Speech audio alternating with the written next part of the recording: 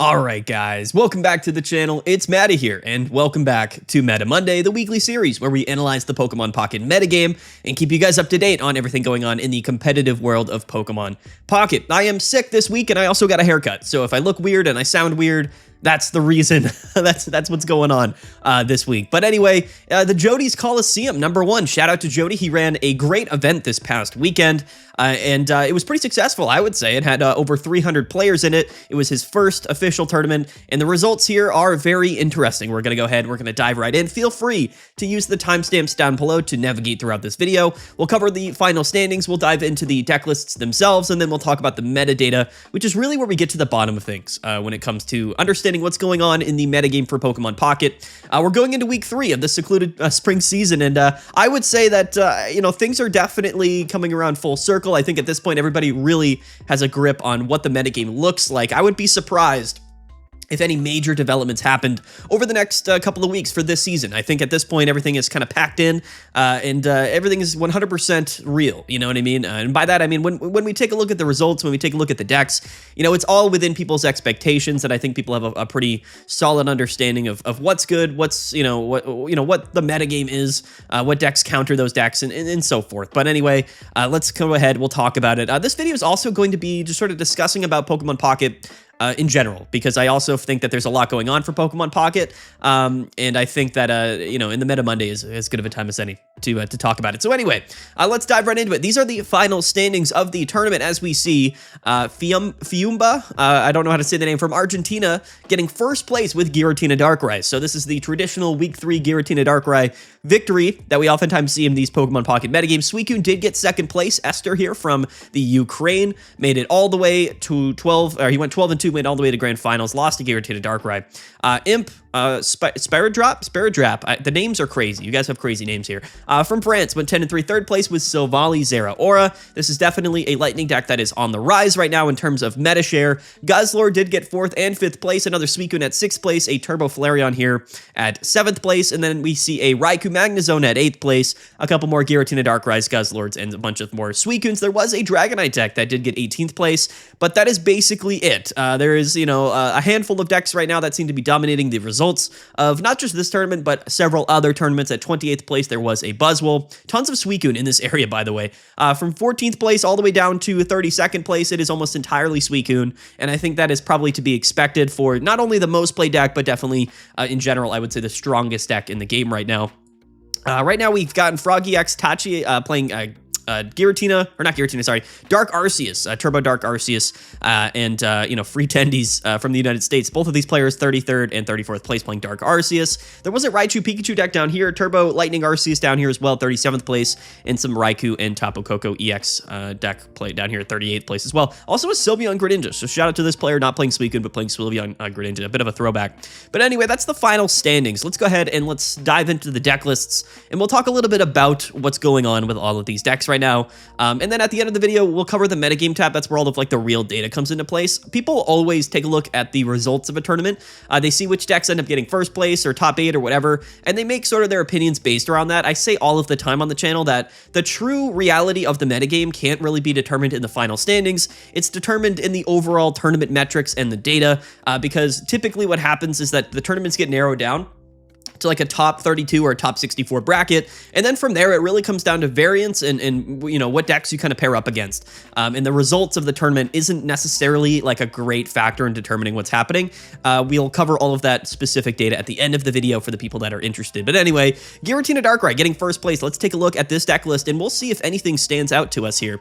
Of course, we do see 2 Darkrai and 2 Giratina. That much is to be expected when Giratina Darkrai, is seeing play. Anyway, 2 research. 2 research, 1 Leaf, 1 Cyrus, 1 Mars, 1 Pokemon Center Lady, 1 Red, 1 Silver, 1 Guzma. So, the thing with Giratina Darkrai is that it likes to play a lot of 1-ups. It's a deck list that thrives in the mid-game, right? After turn 3, turn 4, turn 5, this deck list is doing exactly what it wants to do, and unless you're getting ahead of the curve or playing something that is even stronger by that time, you're going to have a pretty rough time into Giratina Darkrai. One of the interesting things is the matchups into Suicune and Greninja. I think in general, Giratina Darkrai actually has a pretty good matchup there. One, it's a little bit more consistent in its late game approach. When you're playing Suicune, it's pretty likely that you're going to get, your Giratina Giratina set up, or your Suicune's going to start attacking on turn 2, or you're going to get your Greninjas evolved, but it's not as consistent as Giratina Darkrai. And quite frankly, setting up both a Darkrai and a Giratina EX at the same time and having them both ready by turn 4 is a really, really difficult thing to get around, right? You're setting up 2 Pokemon at the same time, 2 very consistent, strong Pokemon.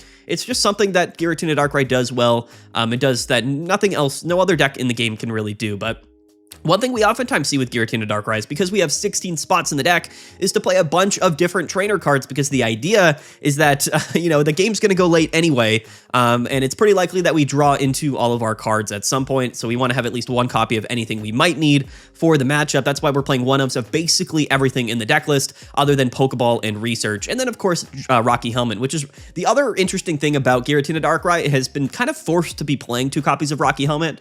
The reason for that, and what's actually kind of interesting here, is the 1 copy of Repel, but not 1 copy of Giant Cape. Giant Cape typically sees play in Giratina Darkrai just to kind of bring your Pokemon up to above the 150 HP threshold. It can be really useful in a variety of scenarios, but in this metagame, I don't think it really matters that much at all. Suicune's not going to be hitting you for more than, whatever it is, like 80 or 60 or 80 or 100 damage, so I don't think Giant Cape does too much for the deck list, and we're kind of forced to play 2 Rocky Helmet and Giratina Darkrai, specifically because of Oricorio, which is going to be an interesting topic for today's video. There is basically no Oricorio anywhere in the standings this weekend, and again, it kind of does play into what we've been talking about here, meaning that Oricorio really isn't a significant player in the metagame as much as some people may have thought it was. It just really isn't, and we've kind of mentioned that from time to time, but 2 Rocky Helmets plus the Nightmare Aura damage from Darkrai EX really adds up to be something that Oricorio can't deal with quite well, especially with 1 Pokemon Center Lady and 1 Potion, and these Pokemon having a ton of HP. It just makes it that much more difficult for Oricorio to be able to win the games, especially if they're taking 40 damage every turn with the Rocky Helmet and Nightmare Aura pings. It's just like the deck beats Oricorio unless Oricorio is playing Healing or Guzma or both or some combination of them both. Oricorio realistically, isn't really well positioned for the matchup into Giratina Darkrai, even though theoretically it should hard counter Giratina Darkrai. Most decks that are playing Oricorio, aren't playing, a high healing, a high sustained version of Oricorio. They're playing it just with other fast-paced archetypes. And I don't really feel like that makes a lot of sense for Oricorio, and a big reason why it's maybe not that important right now. In the metagame, 1 red card, 1 Mars. I think these are cards that are valuable into Suicune as well as Repel. Just an incredibly useful card. It's basically like Sabrina, except almost every Pokemon that you're going to be going up against in this current metagame is a basic Pokemon. So it's better to just play the item card than it is, of course, to play a supporter. That way we can play Repel and any of these supporters on the same turn, right? So that's really what Repel comes down to. I've been pushing Repel since week 1, since the Legendary Beasts came out in Secluded Springs. Repel has been just a very useful card. But anyway, it's Giratina Darkrai. Its matchups into Suicune is good. It's about a 40, or I would say probably anywhere between a 55 and 60% win rate for Giratina Darkrai into the Suicune matchup. That is enough to really justify playing it, I would say, in this metagame, but it's also in general just a strong deck list. So Giratina Darkrai, I actually moved it. I did not put it S tier this past week, and here it goes, getting first place. Guzzlord won our tournament the weekend prior, and to be fair, I think that Guzzlord and Giratina Darkrai both have very, similar spaces in the metagame right now. They're both very similar decks. This week, it was just Giratina Darkrai getting first place. Not something I would really, go crazy about, quite frankly, but definitely, a deck that can always win tournaments. It shouldn't really be any surprise here. Let's take a look at the Suicune deck here, which, is probably going to be more of the same. So as we see, kind of the standard list for Suicune right now, which is, of course, going to be all of the Pokemon that we were traditionally running: 1 Giratina, 2 Froakie, 2 Suicune, 2 Greninja. Most deck lists right now have moved off of 2 Cyrus, and they are playing 2 Irida, 2 Research, 1 Cyrus, and then 1 Leaf. And the Leaf there is, of course, going to allow us to get around getting repelled early in the game, but also if we lead with Giratina, or if we're going first and we don't lead with something other than Suicune, we don't have to sacrifice a Pokemon. So 1 copy of Leaf does make sense. And then, of course, 1 Repel for probably the mirror matchup, but also just a really useful card. 1 copy of Repel is going to see play in so many different decks. I was playing Lightning decks, Raikou decks with 2 copies of Repel just because I thought it was such a funny and useful card. I still believe it's just really, really strong. Now, here's the thing about Suicune, and I think a lot of people have a little bit of an issue with the current metagame, and that issue that a lot of people have probably does originate with Suicune. So, when Suicune was about to come out, and I feel like I'm kind of maybe a bit of a broken record saying this, I told people that Suicune was going to be broken. It's just an incredibly strong card. It's not like anything we've seen in Pokemon Pocket, which, is a basic EX Pokemon, which traditionally are the strongest cards in the game. It has a really strong ability that allows you to draw cards, but it's a water Pokemon, and it has a decent amount of HP. It can live a bunch of attacks. You have Irida to heal a bunch. It's a really difficult card to get around, quite frankly. It's just a very sticky card. A lot of healing, a lot of HP. But the Attack Crystal Waltz, at face value, isn't like the most powerful attack in the game, but what it's doing is it's restricting your opponent's ability to play the game while also dealing damage, right? So it does more damage based around how many Pokemon are on the bench, both you and your opponent. We've never seen that before. An attack like this is an attack that kind of interacts with both players, and that's just not something that we've commonly seen in Pokemon Pocket. And in general, I think is a big reason why people don't like Suicune. Most deck lists like to bench Pokemon. Suicune in general loves to bench a bunch of Pokemon, and then in the mirror matchup, you kind of have to, play around your opponent's Suicune, right? And that's the matchup. Actually, I feel like the mirror matchup is pretty fun. It's a little bit interactive for sure. Yeah, Suicune is just an incredible Pokemon. We're playing one Giratina with it. A lot of people question why we play Giratina in the list. The reality is that the deck list is just better with Giratina, right? You would rather have Giratina in your deck than not, especially if the rest of the deck isn't necessarily functioning very well. Also, if you lead Giratina, you can just Broken Space Bella while you're still attaching to Suicune, and you can just retreat out manually with Giratina. It's also just like a backup attacker for the late game. Of course, maybe we do go first and we can get Giratina on board. It's just a strong attacking Pokemon, and sometimes it's used, but a lot of times it's not. Either way, it's just a strong option that can be really annoying to deal with. It can also heal pretty easily because we can just attach a Water Energy to Giratina and then heal. It's another 150 HP basic Pokemon. Just a really, really annoying card to deal with, and just makes sense in the deck, quite frankly. The big issue that I have with Suicune, honestly, in this season is the Greninja Cyrus stuff.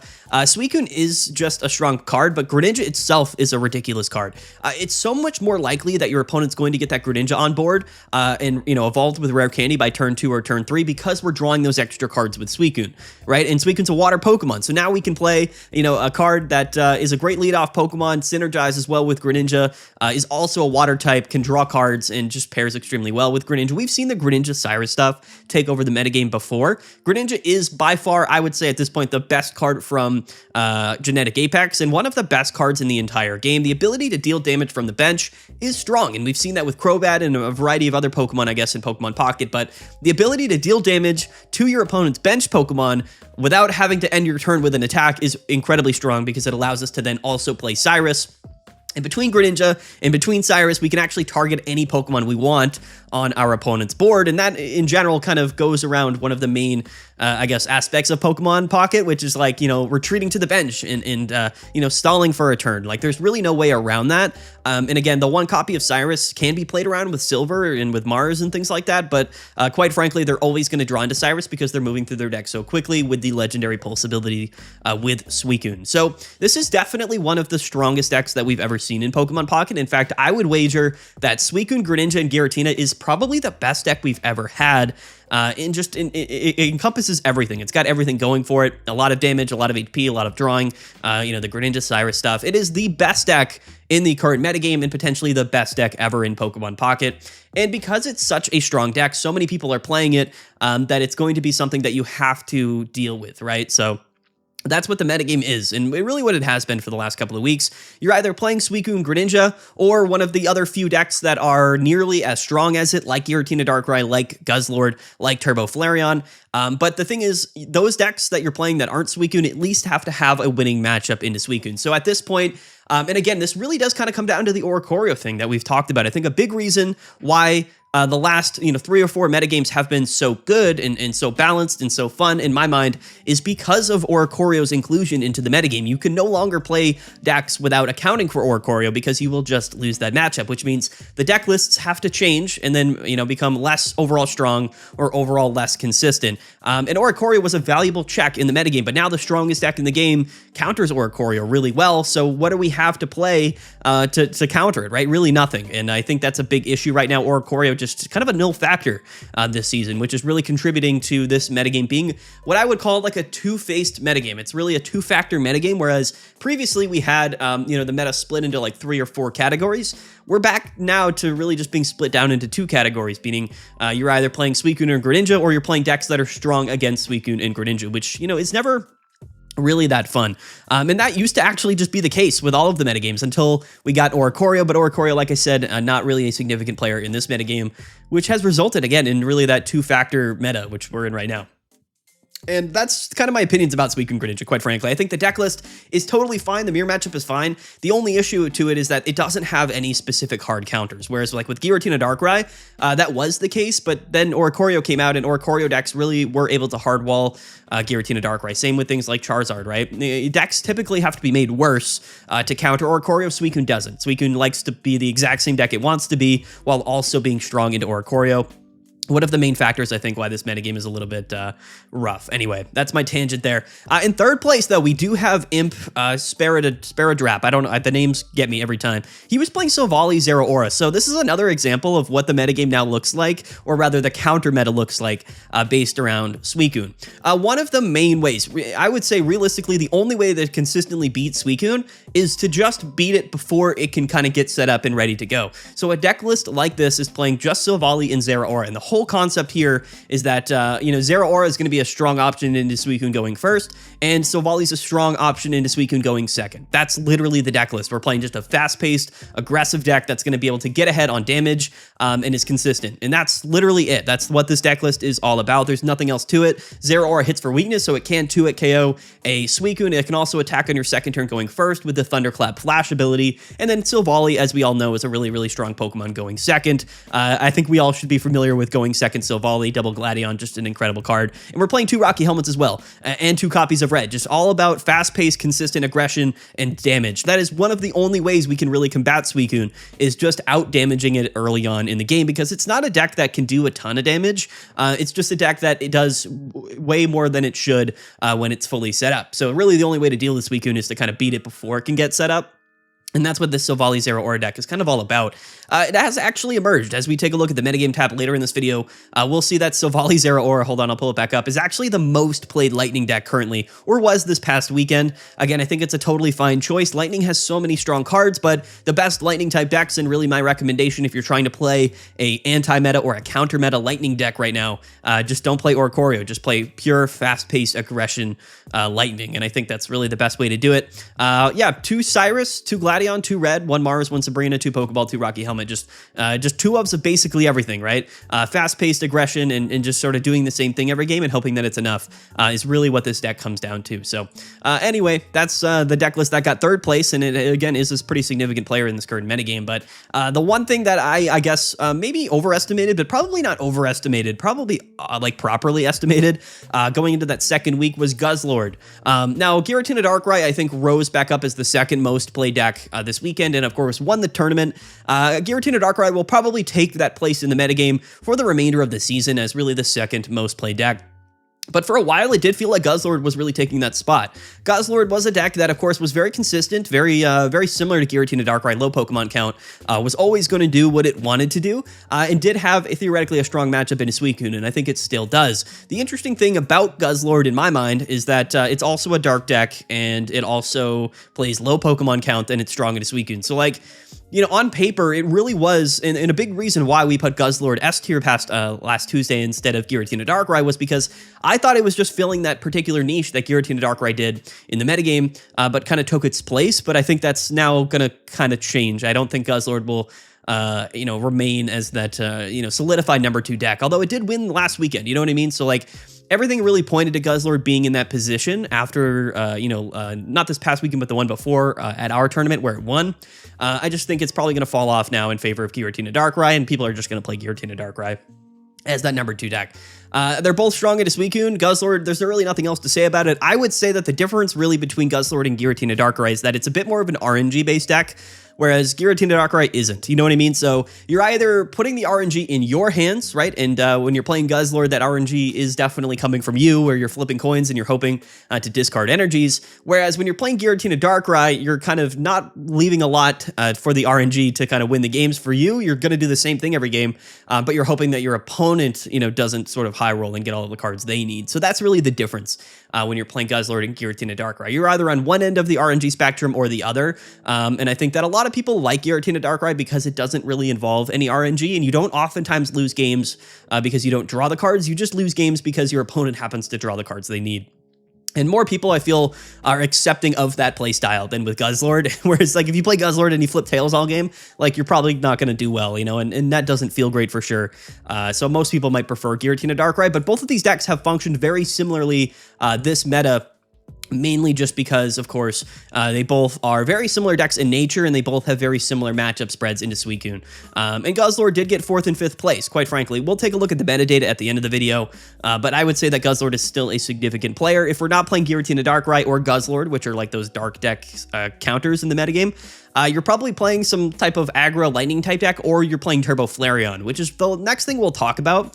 Turbo Flareon here went 9 and 3. I feel as strongly about Turbo Flareon as I ever have. Honestly, I think that it's a perfectly viable choice in the metagame. But again, when you take a look at all of the decks that are competitively viable in this current metagame, people might not really love how they all play, right? I mean, you got to think about Turbo Flareon is a deck that can be really fun, especially when you get that early combo off and we're just 1-hit KOing Pokemon from our second turn onward, right? I mean, it's an incredibly powerful deck in terms of its potential, but it's an incredibly straightforward deck that doesn't really have to, I guess, think a lot about what it wants to do, right? I mean, the whole idea here is that we go into Magby, we generate fire energies, and then we evolve into Flareon, and then we start attacking. 2 copies of red, 2 copies of Eevee Bag, right? We can do a bunch of damage. Suicune, you know, doesn't love getting 1-hit KO'd, right? And neither does Giratina Darkrai. So if we are able to get that 1-hit KO pretty early in the game, then that kind of cascades oftentimes into a win, but it's no guarantee. Sometimes we go first, sometimes we lead Eevee, sometimes we can't get Magby, and sometimes this deck just really isn't that strong in its first 2 or 3 turns, and that's really the downside to this deck list, right? In the Suicune matchup particularly, if we don't get ahead of the game, if we're not really strong early on, then we're just going to get outpaced and outdealt with later in the game, because Suicune is just such a strong late game deck. Same with Giratina Darkrai. So I like Flareon, I really do, and I think because it doesn't really care what it goes up against, it's, again, a bit of a solitaire deck. You kind of just play your game, maybe it goes your way, maybe it doesn't. I think actually really bodes well for it in this metagame, which, again, really speaks to what this meta is really all about, which is just playing decks that have the potential to be really strong. And maybe it works well for you, maybe it doesn't. The Flareon decks haven't changed much. I would say that really the only things that change about this deck list are whether you're playing 2 Sylveon EX to draw some more cards, or 2 of the Genetic Apex Flareon to potentially deal more accurately with Oricorio, or you're neither playing 2 copies of either of them, and we're maybe playing 1 copy of Repel. There we go. Like I said, guys, we're in that Repel metagame. Repel is just a really good card, and I think it's really caught on. It's really one of the stars of this metagame is Repel. It's pretty funny, but I love Repel. I really do. At 8th place, we've gotten Raikou Magnezone. Here's the funny thing about Raikou and Magnezone is that I never have and still do not feel as strongly about this deck list as I do a lot of other lightning decks in the metagame.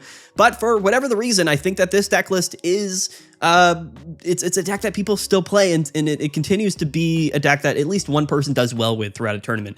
I think that's because this is a very unique deck list that can technically both be strong as an aggressive deck list, but also strong as a late game deck. And the other lightning decks don't necessarily have that going for it, right? The Elemental Switch Raikou lead with Magneton on the bench does technically allow us to attack with Raikou going first, right? Just like we were playing the Zeraora stuff. However, we're also playing Magnezone, right? So Magnezone itself can be a Pokemon that's very difficult to deal with, and it's a very strong Pokemon, and we're even playing 1 copy of Oricorio. So, whereas I think a lot of Lightning-type decks are playing really fast-paced, aggressive strategies, this is a deck list that actually can carry its weight into the late game pretty well. And into Suicune, it's kind of an interesting thing, right? The awkward part about Magnezone in my mind is that it only hits for 130 damage onto Suicune. So, unless we're doing some additional damage or some previous damage by using red or attacking beforehand with Raikou or Oricorio, we're not able to take the KO on the Suicune. But the upside to Magnezone is that it can 1-hit KO a Greninja, which is oftentimes kind of an issue when you're playing other lightning decks, is that Greninja has a lot of HP. It's got 120 HP, I believe, which means that a lot of Pokemon can't actually KO Greninja that well, especially with Irida and Giant Cape. There's a lot of opportunities for Greninja to kind of just win you the game, even into the lightning deck matchups, right? Oricorio gets absolutely destroyed by Greninja because it gets 1-hit KO'd, and of course it can get brought up into the active spot, and Greninja can live a couple attacks from Oricorio, especially with Irida. Raikou with Irida, I don't even think can 2-hit KO. It does 80 well, I guess, yeah, you can 2-hit KO Greninja, but not with Giant Cape. But either way, like, we're not 1-hit KOing Greninja with Raikou. Tapu Koko as well actually can't 1-hit KO Greninja, right? It hits for 90. So that's the other awkward part about that matchup, is that Greninja is just a strong card. And Magnezone is really one of the few lightning Pokemon that we have available to us that can, consistently 1-hit KO a Greninja. In the other decks, like the other Raikou deck, really all we have is like Pikachu EX, which is, it doesn't feel great having to discard all 3 energies to 1-hit KO Greninja, but that is kind of the way it goes sometimes. The more and more I play lightning decks into the Suicune matchup, the more I really get upset about how strong of a card Irida is, because it fixes a lot of the math. But if we go down here again, all of the standings here are still Giratina, Darkrai, and Suicune and Greninjas. And then we go down here to 18th place, and here's Dragonite. So another deck list I think that kind of deserves some love here. This deck list is playing the 2 copies of Sylveon, but it's playing 1 Mantike and 1 Pichu. So what we talked about in our Dragonite video in the Dragonite deck that got 3rd place at the tournament a couple of weeks ago that we ran, it was a Dragonite deck that was only playing water energies and only playing Pichu. And I think that that's really the biggest question with Dragonite. It's really one of the biggest hurdles. We have to play some type of draw support when we're playing Dragonite because we are a stage 2 deck. We require rare candy in our evolution Pokemon to, of course, even evolve into Dragonite. But even if we evolve into Dragonite, we need to get 1 lightning energy and 1 water energy, which, is easier said than done. You can play dual energies in your deck list, but that's not the most consistent thing in the world, as we know. So what people have been doing is playing both dual energies, but also 1 copy of Mantike and 1 copy of Pichu. And theoretically, what that does is allow us to have at least the option to go into either which baby Pokemon we need based around which energies are in our energy zone. But then again, you also have to think, okay, so if we do happen to get only lightning energies in our energy zone, are we able to get access to Mantike? And then if we get all water energies, are we able to get access to Pichu, right? So the idea of playing 2 copies of only 1 of the baby Pokemon and only playing 1 energy type meant that we were more consistently at least able to guarantee that we get 2 energies onto the Dragonite that we need. And that's the real idea with Dragonite. This deck list here is probably playing dual energies for its energy type and also playing dual, like a Mantike and a Pichu, right? So it's just a mix. I do think that Sylveon is probably correct in Dragonite just because we have to draw a bunch of cards, but the awkward part will always be not only do we have to draw those cards to evolve, but also we have to get both energy types on a Dragonite, which inherently makes it inconsistent. Now, if Dragonite didn't have to deal with that dual energy consistency, I think it would be a really, really strong card because it 1-hit KOs basically everything in the game, and it's a true high roll deck list. Now, the issue with high roll decks is like, baby Pokemon exist. So if we're playing a high roll deck, would we rather just play something like a Turbo Arceus or a Turbo Darkrai or a Turbo Flareon instead of playing one of these really big, I guess, stage 2 rare candy decks like Dragonite, which adds an additional layer of issues? I don't know what to think about it, honestly. Dragonite has actually done quite well over the last few weeks. Hasn't won anything, but we got 3rd place. Of course, or Dragonite got 3rd place at the tournament a couple weeks ago, and then it did fairly well in this tournament. I think it's a solid deck. I think it really is like the only true high roll deck in this current metagame, which I think, metas do need high roll decks. And I think that traditionally high roll decks are actually really strong choices in tournament play because there's always the chance that you get really lucky throughout the tournament, whereas like in ranked battles, you're playing hundreds of games potentially, but in tournaments, you're maybe only playing, I don't know, like a dozen or a couple of dozen games. It's a smaller sample size, which theoretically means you can get, can have a nice stretch of like good luck, you know what I mean? So Dragonite loves getting lucky, and it's a high roll deck, right? So it's just better, I would say, in tournament play than it is in ranked battle play. But Dragonite right now, with the inclusion of Mantike, probably means that it has more potential than it ever has. And I think that Dragon Pokemon in general are the worst type in Pokemon Pocket, so it's at least kind of fun to see Dragonite EX see some play. I did make a video on this deck if you wanted to take a look at it. And in fact, all of the decks here, and this is kind of interesting, basically every deck that is relevant in the current metagame, we have made a dedicated video on, whether it's Giratina Darkrai, Suicune, Turbo Flareon, Guzzlord, or Dragonite. We've made videos actually covering all of these decks, so if you were curious, go check out the channel. We have a bunch more content where you can go ahead and see the specifics of all of these deck lists, that's kind of where we're at. Another Silvally Zeraora here at 21st place, but if you go down to 28th place, there is a Buzzwole here. Buzzwole is what I would say is probably one of the most forgotten decks in the metagame. One of the more underrated, or I guess unfortunate aspects of this metagame is that Suicune kind of has pushed out Buzzwole. I would say that Buzzwole had a worse time with when last season when Espeon was everywhere than even it has this season, but people just don't really play Buzzwole anymore. It's a really, really strong deck list. It's a really, really good deck. It does a little bit of everything. I just think that in general, it's kind of been power crept a little bit. Suicune Greninja is just so strong. Espeon actually also kind of counterplayed Buzzwole a bit last season, so it kind of fell off in play. But what's interesting about Buzzwole is that it continues to be really one of the only decks that is specifically strong into all of the Dark-type decks in the metagame, right? So whether you're playing Guzzlord or Giratina Darkrai, Buzzwole actually has a good matchup into all of those decks. And I think that's a significant thing about Buzzwole. But, you know, when 30% of the meta share is Suicune, you know, Buzzwole just doesn't have nearly as good of a time. And of course, Turbo Flareon is still floating around as well, so you got to keep that, you know, at the top of your head here. I think that Buzzwole has a lot of potential. Still one of the strongest decks in the entire game. I think it's just one of the decks that kind of got, you know, unnecessarily or just, you know, sadly affected by Suicune's dominance in the metagame right now, as well as a bunch of other decks, quite frankly. Buzzwole is just not a deck that is particularly strong into Suicune Greninja, so it's really hard to justify playing it, quite honestly. If we go down here, I want to take a look at the Raikou Pikachu decks, or I guess the Raikou Tapu Koko. Limitless splits up these two, this archetype into really two types, whether you're playing 2 Tapu Koko or 1. Either way, they're very, very similar decks here at 35th place as well as 38th place. This is the deck that I have played basically all season, or at least the type of deck that I've played all season. And this is going to be what I call like the true like lightning toolbox deck list. I like this deck because it doesn't feel overwhelmingly like broken, but it does feel like it's really fun, and it specifically does have an advantage into Suicune, which I think does warrant play for this particular deck. 2 Raikou, 2 Zeraora, 2 Elemental Switch, and then of course 1 Tapu Koko and 1 Pikachu EX. This deck list is actually not playing any electrical cord, and I find that to be very, very interesting. Instead, we are playing 2 copies of X Speed, which is going to theoretically allow us to be a little bit more flexible in the Pokemon that we want it to have into the active spot, which, you know, is pretty cool. And with 1 Guzma in the deck, I think the idea here is that we're not letting our active Pokemon necessarily just get KO'd, so that we can conserve those energies and move them to other bench Pokemon with electrical cord. We are instead not playing electrical cord, and we're playing X Speed, which means we're kind of retreating those Pokemon to the bench and then using Elemental Switch to move those energies around more freely, and then hoping that our opponent doesn't Cyrus us for game by having Guzma in our deck list, right? Which maybe does make sense because Suicune has moved to play 1 copy of Cyrus in their deck, so maybe this does make a little bit of sense. Either way, I really like this deck because it does a little bit of everything. Raikou can draw cards, it can deal 60 damage, also damages the bench.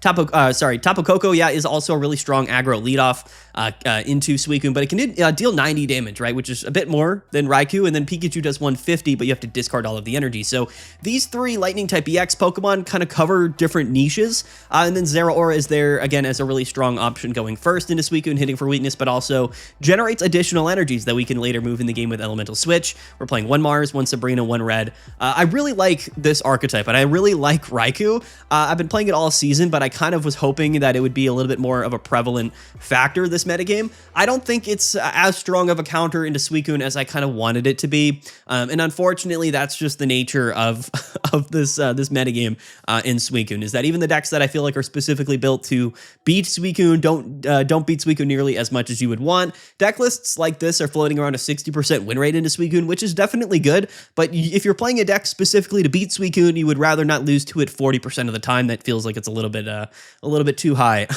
of a win rate for Suicune into a deck list like this. This right here is much more closely in line with the deck list that I'm playing personally, which is 2 copies of Tapu Koko and then 2 electrical cords. So again, just a very similar deck to that last one we took a look at, but is a bit more focused on the electrical cord strategy, which, you know, I think is really, really good, but unfortunately we do lose to Guzma. And that's the inherent thing about the deck list, is like electrical cord is broken. It does make this deck extremely strong, but if our opponent plays Guzma and then KOs the active spot, like, we're just going to lose. You know what I mean? So, and unfortunately, that's kind of how this deck functions. But we are playing 1 copy of Guzma ourselves and 1 copy of Red. So 1 Repel, 1 Cyrus, and then of course 2 Zeraora, 2 Tapu Koko, 2 Raikou, all really, really strong aggressive leadoff options, whether we're going first or second. And that's what this deck is really just all about. Being really fast-paced and aggressive, hopefully outpacing Suicune, and then we have a Pikachu EX to take a 1-hit KO later in the game as a possible win condition. That's really all this deck is That's what it comes down to, honestly. My favorite deck this season, I've been playing it almost exclusively, and it has actually performed very well for me on the ranked ladder. We played some more ranked battles this weekend on our live stream playing this deck, and I will probably continue to do so for the remainder of the season. I think Raikou in general is underrated. I think that, you know, Savali's good, Arceus is good, or Corio maybe not as good, but also a decent card. I just really like Raikou, and I think that it, because it draws cards, you have a particular advantage that other decks don't, right? When you're playing an aggro deck that also draws extra cards, you can have a little bit more consistency into the late game, which is really where that, you know, Elemental Switch, Electrical Cord, you know, Pikachu sort of stuff really comes into play. It's a bit more consistent than you might think. If Guzma didn't exist, I think that Electrical Cord Lightning package here would be incredibly strong. But unfortunately, you do lose those games sometimes to Guzzlord, or not Guzzlord, Guzma. It is what it is, right? This is a deck that, again, specifically built to beat Suicune, but unfortunately kind of does not love playing things like Giratina Darkrai or Guzzlord. Like, those are just matchups that we don't love, which, you know, are somewhat common decks so far this metagame. So, yeah, I would say that that kind of really chalks down really to, like, the significant problem of the metagame is that everyone's playing Suicune, so you want to play a counter Suicune deck, but the decks that are counter to Suicune aren't good enough counters to Suicune, which is why, you know, it's really dominated the metagame.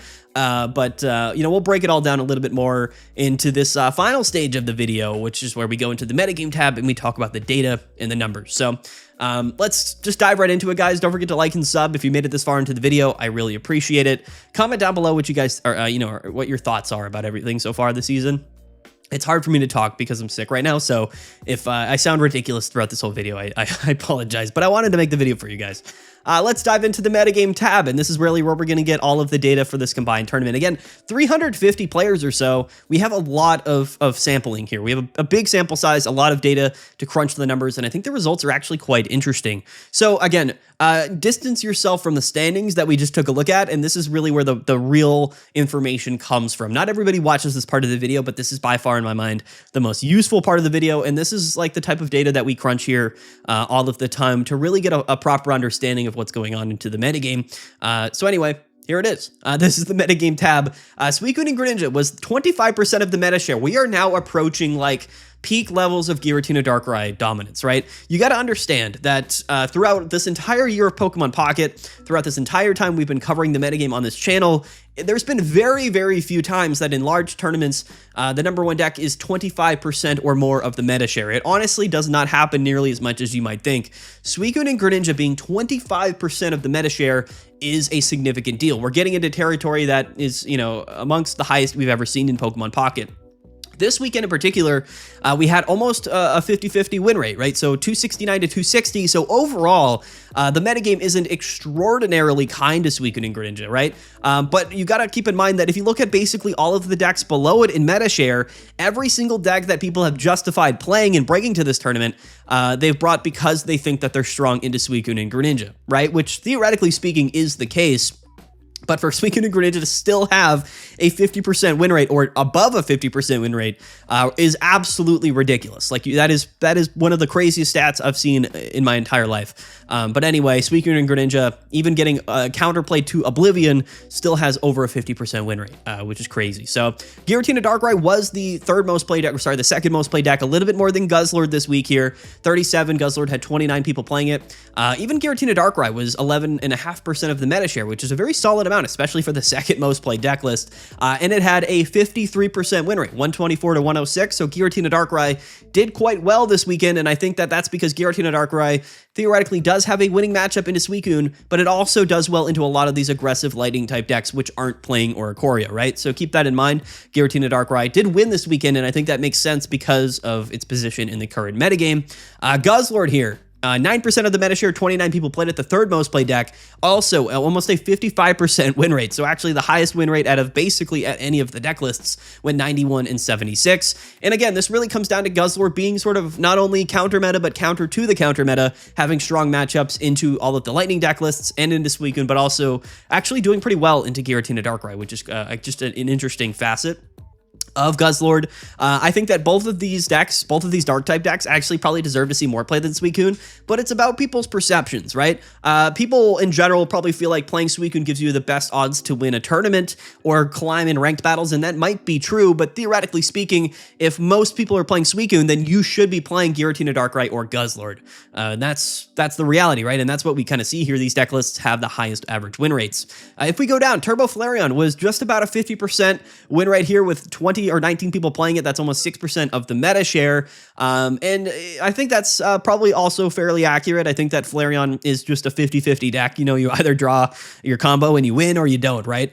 So high roll decks typically tend to fall closer to 50%. Flareon doesn't really care about its matchups that much. It really just kind of cares about, you know, itself, honestly. And that's why I think that 50% win rate is pretty accurate. But if we go down, we see a ton of different lightning decks. And this is kind of also one of the major issues currently with this metagame is that people don't really know what the best sort of lightning deck is right now. There's just so many different cards. They all interact differently, and you can build lightning decks in so many different ways. But what we do see is actually a drastic difference in the win rates of all of these lightning deck choices. So Silvally Zeraora was the most played lightning deck at 5.5% meta share. 18 people played it, but it went 42 and 57. Right? So when you take a look at the standings, you might think that this is the best lightning type deck option right now to counter the metagame, but as we see, it actually did not do very well. And Tapu Koko and Oricorio was the next most played lightning deck at 7 people playing it and 2% of the meta share. This was by far, I would say, the most successful or the most played lightning deck of the past week, but it had a 38% win rate, right? So only 12 and 19. It also didn't do very well. Now, the Raikou decks are split between two different archetypes, Raikou Pikachu and Raikou Tapu Koko, but if you combine the records for both of these deck lists, it would go up to, what is that, 26, or no, am I reading it wrong? Yeah, 14 plus 12, which is what? I don't even know. No, sorry.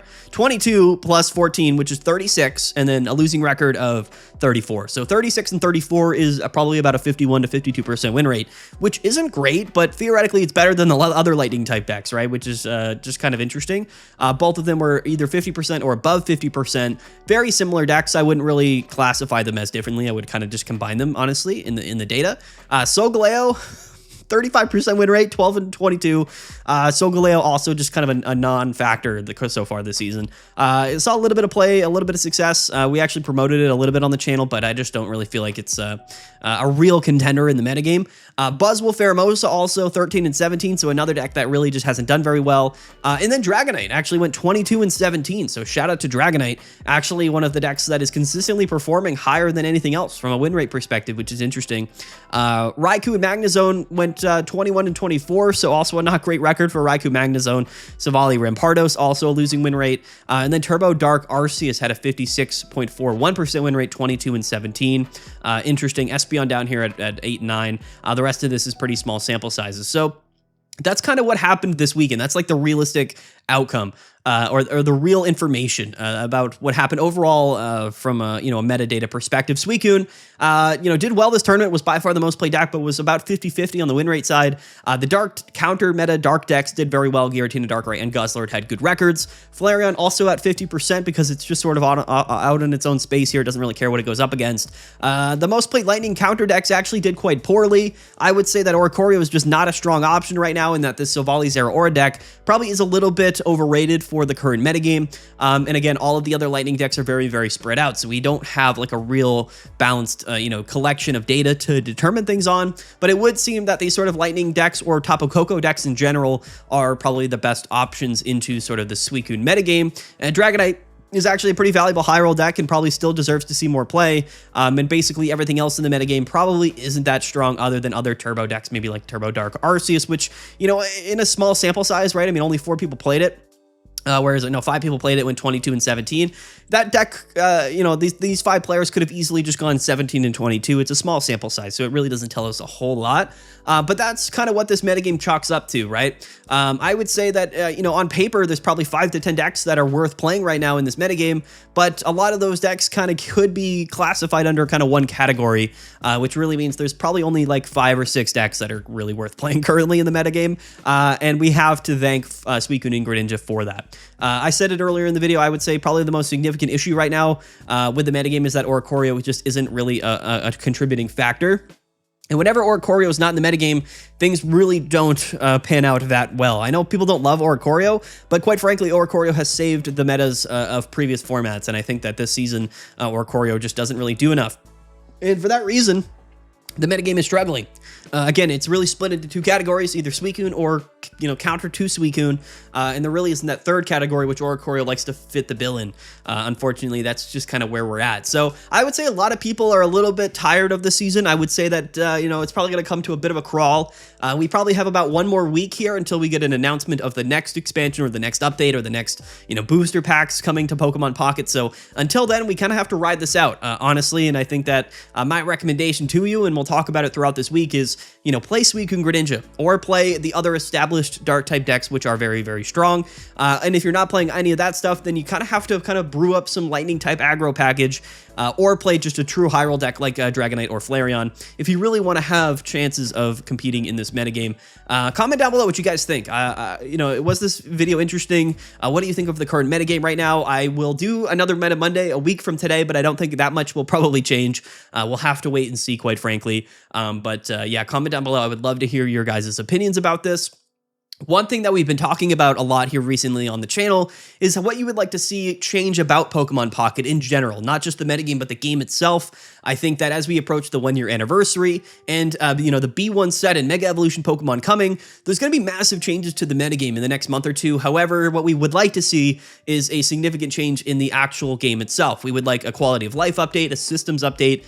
That's all stuff that we will probably continue to talk about in a little bit more detail on this channel, and hopefully maybe somebody from the developers or somebody from Pokemon can follow along and also get some of our ideas. So we've had a poll going up on the channel. We'll probably make a video discussing that type of stuff later on. But the other thing I want to mention before we get out of here is that we're going to be live streaming more. We actually made a twitch.tv channel, so link for that Twitch account will be down in the description below. We will be doing more dual live streams on YouTube and Twitch. I want to go and stream a little bit more live. I want to ramp up to actually making a pretty significant run in the next ranked season. Whenever the A4B season comes out, or whatever the next ranked season is, I want to make a significant run to be as high of a placement as I possibly can. So we are going to be streaming more here on the channel and on Twitch, so stay tuned for that for sure.